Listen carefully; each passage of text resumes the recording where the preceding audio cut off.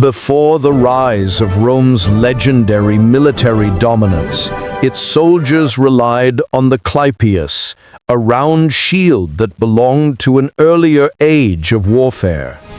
It offered decent frontal protection, but it worked best only in one kind of battlefield: flat, open terrain.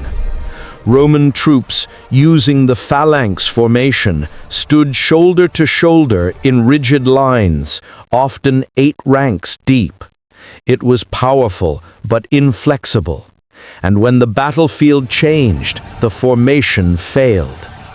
Then came the scutum, a game-changing innovation. The scutum's rectangular curved shape wrapped around the legionary like armor, shielding him from shoulder to knee.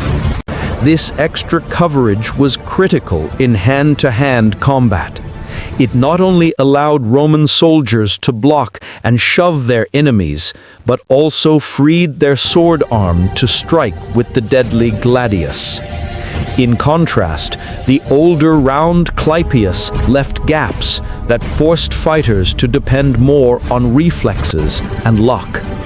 The difference became brutally clear at the Battle of Pydna in 168 BC.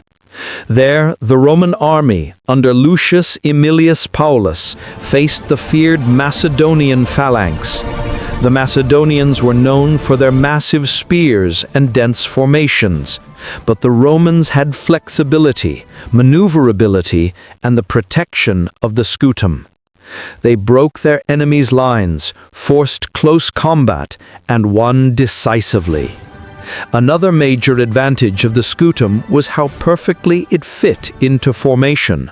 Round shields left spaces when aligned, but the rectangular edges of the scutum created a seamless wall of defense. This made the famous testudo, or tortoise formation, possible. Soldiers locking shields overhead and on all sides to march safely under a storm of arrows and javelins. With clypeus shields, such a maneuver would have been nearly impossible. The Greek historian Polybius, who witnessed Roman warfare firsthand in the 2nd century BC, described how soldiers locked their shields so tightly that no gaps remained. In formation, the scutum became a nearly unbreakable barrier, protecting them from missile fire launched by enemies like the Gauls and Parthians. But the greatest strength of the scutum wasn't just its shape. It transformed how Rome fought. The old phalanx struggled in forests, hills, and swamps.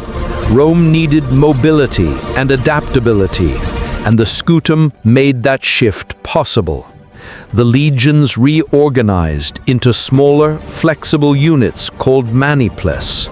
These groups could move through rough terrain, reposition quickly, and recover faster than the giant Macedonian-style formations. This tactical evolution proved vital in the Samnite Wars.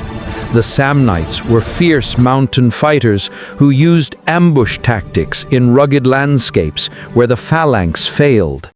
With maneuverable units and the protection of the scutum, the Romans adapted, overcame, and eventually secured control of Italy. Over time, the scutum became more than equipment. It became a symbol of Roman identity. To abandon it in battle was a disgrace. The historian Tacitus wrote, "To abandon the shield was the worst dishonor." A legionary guarded his shield with the same instinct he guarded his life.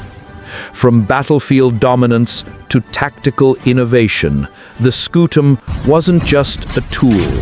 It was the backbone of Rome's rise to power.